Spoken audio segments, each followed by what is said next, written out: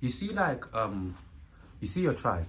You see, like, all of these amazing people that you run with, and all of that finding your tribe. Yeah, like, in terms of like how much benefit they've brought into your life, you know, like how much encouragement, how much they push you. Like, how would you describe them? Like, how would you describe, yeah, like you run all of these people that you work with? Like, how would you describe them in terms of like the value they bring into your life? I think it's so important to like have people around you that kind of reinforce your values and like just remind you of why you start certain things. As I said before, I've been running for 11 years. I've been in the gym for however long. There's been physical benefits, there've been mental benefits. I definitely present as somebody much younger than I actually am. And I know that there's people my age, a lot of my friends, they're not as heavily into it as I am. But I've just found that the fitness community is just so encouraging. When I'm just kind of like, oh, I'm struggling with this, I know I can look to the community and I can encourage somebody on their journey. Like if they don't know what they're doing, there's someone that they can look to. One of the things that I found with coaching, like at my run club, is that there's a lot of people who are really hard on themselves because they're like, oh, I can't run that fast and I can't do this and I can't run for a long period of time. And it's like, but you're only slow in comparison to someone else. This is your journey. Because your belief system's told you this, now it's a reality. Exactly. 11 years ago, the thought of running a marathon, it was not even a thought. What do you mean? I'm not. Where are we running to? I ran with my friend and I complained the whole way. Not during the marathon, just when I started running. Of course. I complained. I think we did less than a kilometer. And I was screaming. I just said, "Nah, this is a joke." That's me. Because I ran as well, but I tried to get him to join me, but he's always making up excuses. I'm gonna enroll. Yeah. I'm gonna enroll to the university. Do you know what? It's such a beneficial when thing you're ready. to have. Like running, I can't speak highly of it enough. Just more for the mental benefits, because I train anyway. I get a very different feeling running than I do from lifting. But seeing people starting out on their journeys like, oh, I can't run this distance, I can't run that fast, and then watching them grow in confidence and watch it like apply over other areas of their life, it's like that. It just feels so rewarding, and that's why I feel rewarded by doing the things that I do, and that's why I continue to show people that actually you can do these things, and all you have to do is just commit to it. That's literally all you need to do. You also said you lift, innit? Obviously I see you lift as well. So what, are you preparing for a tournament? Nope. Or what do you lift for? Just doing it for the sake of doing it. Okay. I feel good lifting heavy weights. I love it. Yeah. Oh, okay. Even when I talk about as well, like you see this year, do you have any more marathons coming up? Nope. No races. Nope. I think there's this massive culture within our community. I can only speak for the Black community because that's where I exist in it. But we're always just, you never take the time to enjoy where you are because you're looking at what's the next big thing. Like I've never run a half marathon before. That's my next thing. That's next year. I've never done a high rocks before. I might think about that next year. This year, I spent half the year or a quarter of the year preparing to run 42 kilometers. Let me enjoy the fact that I did that and didn't die before I move on to the next thing. When I ran my first 10K, I'd been out of treatment for like a year at this point. I was like, I want to run a 10K race. Did that. I ran it in over an hour. When I committed to do the next one, I was like, all right, cool. I want to do the same distance. I want to work on my fitness and I want to do it in less than an hour. Did it in less than an hour. Good. Congratulations. Thank you. I posted that race on my main feed. And at the end of the reel, I said, oh, what should I do next? Everyone's like, do a half marathon. And I was like, no, I don't want to. I want to go straight in, because if I do a half marathon, I know myself, I'm not going to do a marathon. But I didn't plan on doing a marathon. It came up when I'd started to conceive that idea in my mind that I might want to run a marathon. But as soon as I'd finished, it's like, what's your next thing? Are you going to do an ultra? No, I'm not. You know why? Because 42 flogged me. I enjoyed it. I had the best time. Like, I was smiling the whole way. I really enjoyed it. But the training was very hard. Of course, intense. I struggled with the training. Not because I couldn't do it, but mentally, it was just a lot to balance, like, life with that. Of course. And maybe all I thought we're was... older now, isn't it? That's why. Like, a lot of it was like there's like the really long runs. I'd have to leave my daughter with the neighbour because I'd be out 3-4 hours at a time. And she can't do that. Yeah, of course, Like she's my biggest cheerleader. So when the runs were under 20 kilometers, she'd cycle on a line bike or on a bike, and then it would be fine. But afterwards, it just became too much. Of course. And I was literally like, once this is done, I need a minute. Let me 100%. actually just enjoy the fact that I did this amazing thing. What she just said. I know. I'm gonna say something after. But Yeah. Just doing this so amazing. There's only 1% of the world that will do a marathon. Of course. And I'm now one of them. Oh, yeah. So what am I rushing to go and do next? Do not kill yourself. Exactly. So I do music, and I would say I've always needed. I've been doing it since I was 17 professionally. But I knew after a while I was gonna burn out because I'm consistent. I just I went to studio every birthday for like 6 years at one point. So you get what I mean? I was killing it. Yeah. But at the same time, I knew eventually after a while I needed some time out. So say for example now I'm having my little time out. A lot of people are on me like, be consistent, do this. I'm like, you don't even understand.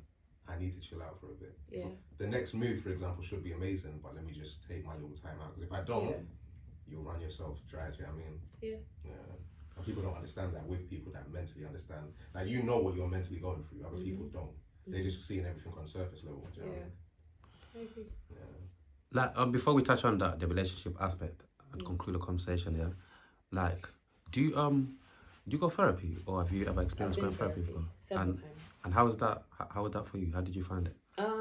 I found it useful because I feel like I'm someone who needs to kind of verbalize like my thoughts and just like I need to dump them. Thank you for that, by the way. I think that's what I do. Like, everyone don't get it. Like you need to like 100%. dump what you have, process it. People don't take the time to process things. I agree. I've always been very open to like what my therapists have said. But a lot of the time, because I'm actually very self-aware, I'm very, very self-aware. So anything I verbalize to a therapist, they will just play it back to me and just kind of, I guess, reassure me that I'm not going mad and that it's normal to feel 100%. certain things because I'm human at the end of the day. Of course. I always feel like people need to understand each other at a human level. Of course. Once I've kind of said it, I feel like I'm past it. Like I just need to get it out, and then I think I'm good. I may revisit it at some point, but I need. It's like, not to be crude or anything. It's like going poo. Like you put it in the toilet, and then once it's gone, whatever happens, you happens. can move how you're moving. Yeah. You can be a bit more. But don't forget to flush the toilet, by the way. I'm joking. I'm joking. But yeah, so would you, like, even moving forward a bit more, would you be open to do more therapy then? Yeah, I think when you go through seasons, so I've had therapy for different things. Of course.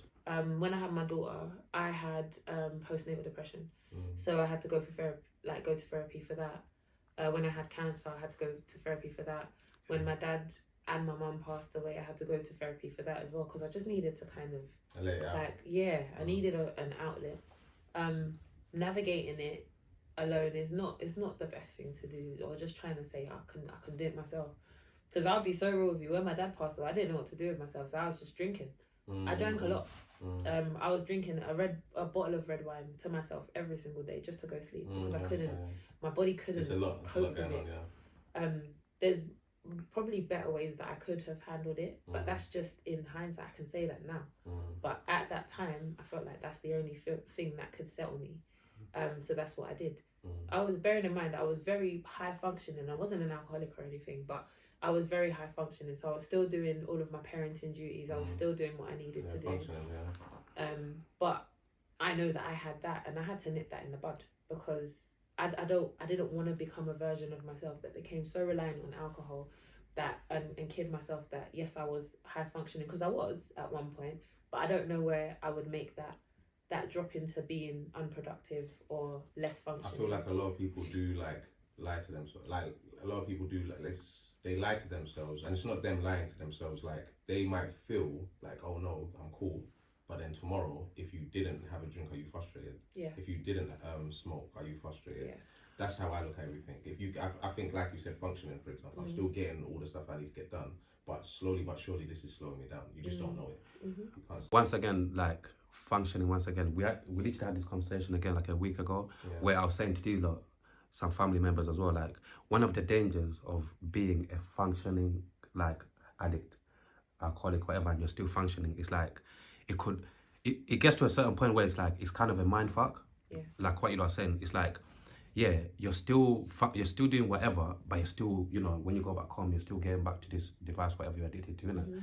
And I feel like along the way, that could be one of the things that could mentally mess you up in the long run, because you could end up being in that loop for such a long time. Because you can keep on saying to yourself, no, it's not really that bad. Basically, it's not that bad. Like I'm still doing whatever I'm doing, but realistically, it's Slowly like but surely it kicks in. exactly. But realistically, it's like slowly it's fucking you up, innit? But yeah, so yeah, the dangers of being a functioning like alcoholic or someone who's addicted is actually crazy. You get what I'm trying to say? Yeah. So and even down to men, because remember, like you said about let's say therapy. Like I'm a guy, sometimes I talk like a therapist, but I do need a therapist. I've gone therapy as well, for example, but eventually afterwards, this person's just hit. This is what I thought as a guy at first. This person's just listening to everything I'm saying, for example, and telling me what I already know at first. But then after a while, it's like, if you don't offload this, you're going to bleed on people that have never cut you. I agree. You see, like relationships, intimate relationships, friendships, and whatnot. Like people. This took me a very long time to understand, by the way. It's like a flower, innit? If you don't keep on watering it, any relationship, if you don't keep on, like, you know, watering it, you eventually will die, innit? Yeah. Like, so for you, like, in terms of, like, yeah, like friendships, intimate relationships and all of that, do you feel like, at this specific time, do you feel like sometimes you feel like you've got, you know, some way to go to improve it, or you feel like you're actually a good friend, and when it comes to an intimate relationship as well, do you feel like you're at a point where you know what you want and you know what type of person that you need in terms of, like, you know, getting together and building something hopefully for the future? So I think you have to treat all your relationships with people like flowers. You have to nurture them. You have to be intentional about them. What the time that I had when I was 17 years old is going to be very different to the type of time I have now. Recognizing that and then being intentional around what you do with that.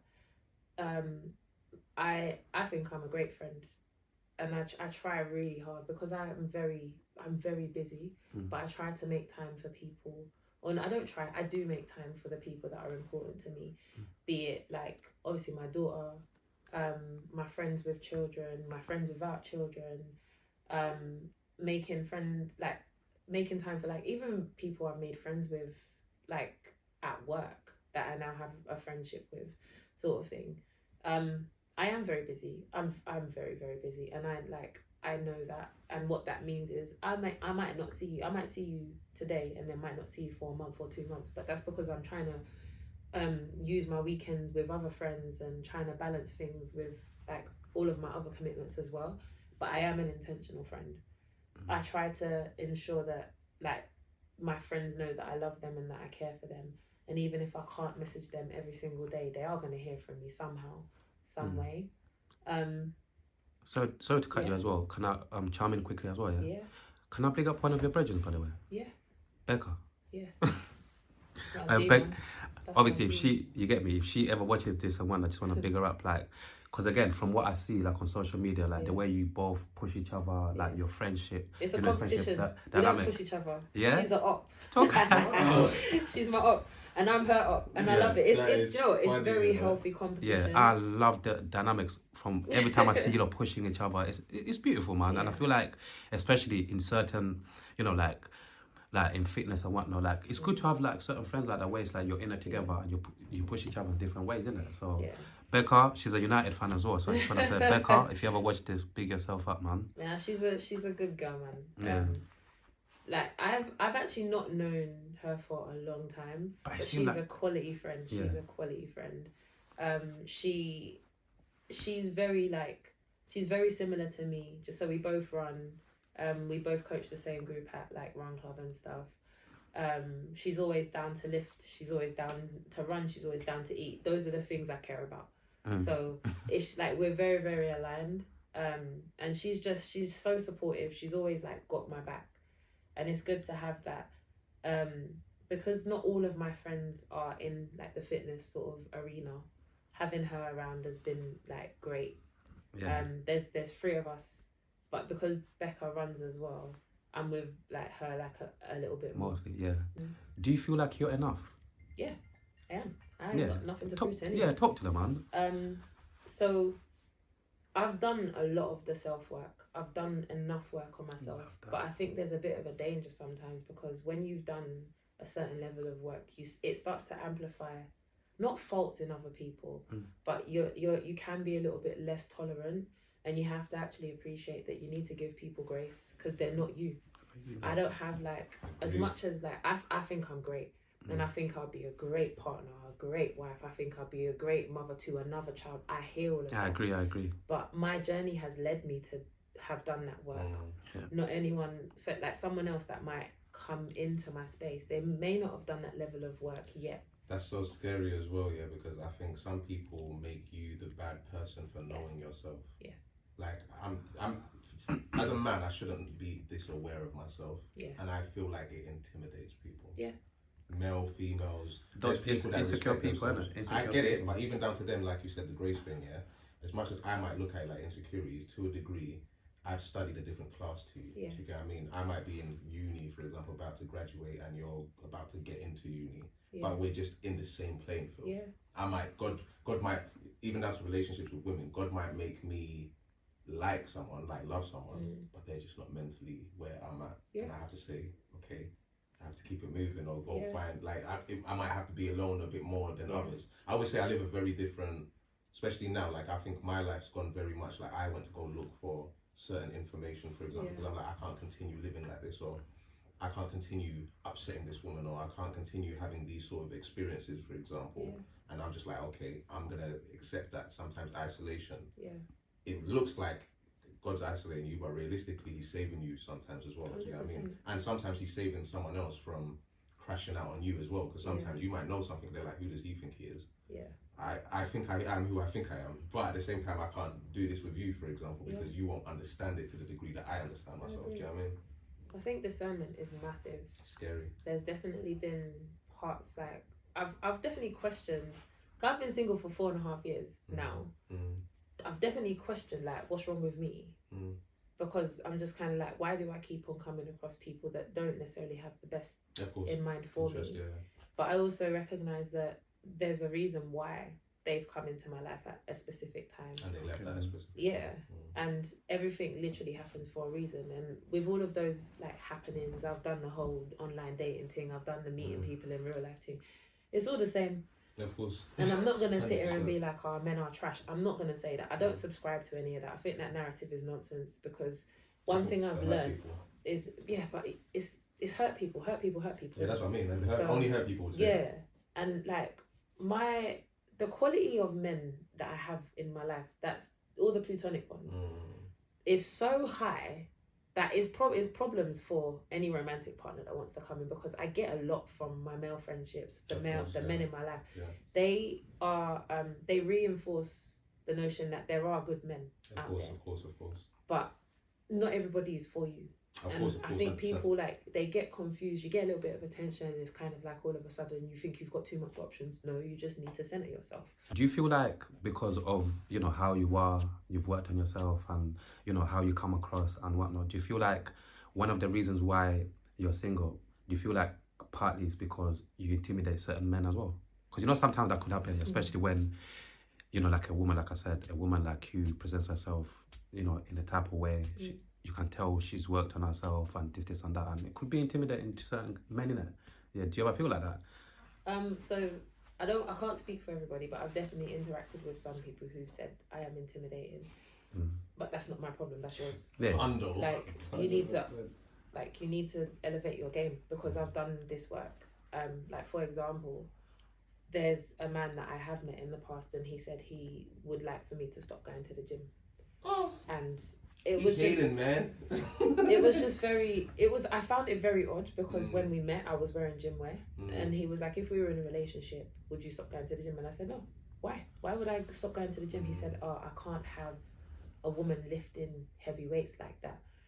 And I was like, what you mean is you don't want me to lift heavier than you? And I'm cheeky like that as well, by the way. It's not cheeky, but it's honest. But they perceive it as cheeky. It was rude. We don't talk anymore. But you were just honest with him, and I feel like if you're a man, for example, that knows yourself, it shouldn't have hurt you like that. It shouldn't. And he asked me like what my type was like physically and personally. I would prefer for a man to go to the gym and take care of themselves, even if it's not the gym. Like they have a discipline, of course, like football or you run. You don't necessarily have to strictly lift weights. Yeah. And I said to him, my physique preference is not. I don't really have one. As long as he's able to pick me up, that was my only bar. Like as long as he's able to pick you up. As long as he's able to pick me up, and I don't mean like not sexually, just even in general, for bands. Do you know what I mean? Like, can you hold me? And it meant physically, and it meant like not even like figuratively. I get exactly what you mean. Figuratively as well. When can you hold me? Yeah, it's a sign of your strength. As a Nigerian, when they do the introduction to, they make you lift your wife. I might not be able to lift, you know. Like, I'm capping. But I was like, you need to be able to pick me up. He was an insecure man. He was like, if you want a man to pick you up, you need to lose weight. I don't need to do anything. Then the thing is, I'm so certain of myself that didn't bother me. That's what I was even going to say. Like, as men, for example, one thing I've realized, because I never... Overall, with everything all said and done, who is Coco Popz? Who are you? With everything that you do, like, who is that? Who is, the soul behind everything that you're doing? Who is Coco Popz? That's a very broad question. Yeah. Who am I? Who are you? The thing is, I'm not Coco Popz. I feel like Coco Popz is my persona. That's my stage name. That was a good answer. Yeah. Like if you know me, like you will know the name that I was given at birth. You would know that it's not aligned with what's on my birth certificate, and you would know all of the seasons. So if I hear you call me Coco, it's that you don't really know me. You know who I present myself to on social media. Yeah. Like that is my highlight reel. I don't post when I'm crying. I don't post all of that. But the only thing I would say is that in my authenticity, everything you see about me is real. So anything I have shown is 100% me. I'm not an actor. I don't manufacture anything that I like put across. So if I am having a down day, I will acknowledge that I have a down day, and I'll also show you how I recover from that. But that's just me. I try to be the light, and the thing that everyone seems to say about me is the energy. I have great energy, and I know that. Like I don't. It's not in a big-headed way. It's all right. I don't care for words of affirmation because I know my thing. You're the affirmation. You're the affirmation. And that's it. Affirm. I'm rating that. That's it. I feel like before I start waffling, just go off. Tangent, just go off. Let them go off. The thing, let them know. Literally, my thing is, I know my thing. I know my thing. No one can tell me that something isn't something. I know that.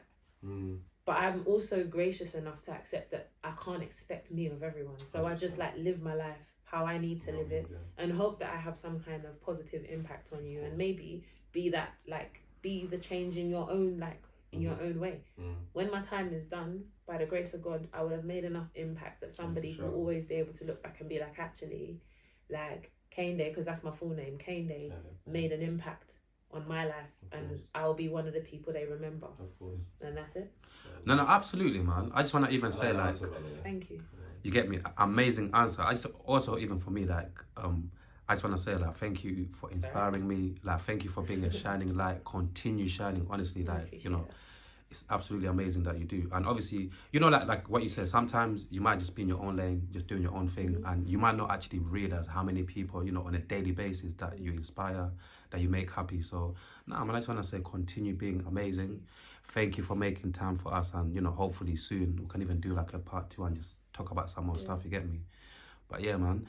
Any last words? Any last words? Anything? It could be literally anything. Anything you'd like to say, or tell the people to watch out for, or you know where to find you and all of that. Obviously, I'm gonna put the information there. But yeah, any last words? Just be you, man. Live your life for you. Like there's only one you, so you need to just focus on being you. Anything that's meant for you is not gonna pass you by, innit? Like I'm only the best at being me because there's only one me. Be the best at who you are. Do your best. Like, make someone smile. Smile yourself. Like, say good morning. It's not hard, innit? No. Like, the basics of life is just get up, be grateful to be up. And then just live your life, like, intentionally. Actually live your life like you're gonna die tomorrow. You don't know that you will. You have no control over that. But any decision you make, just make sure you do it, like, with your heart, man. Your heart can be deceitful, but Like, do things with your heart, because that's where the emotion comes from. It don't come from your brain. That's logic. But also apply logic. 100%. Nah, come on. With that said, you just heard it. You get what I'm trying to say, people. Nothing but love, peace and love. Reality Team TV. We're back. We're back. Absolutely amazing. Peace and out.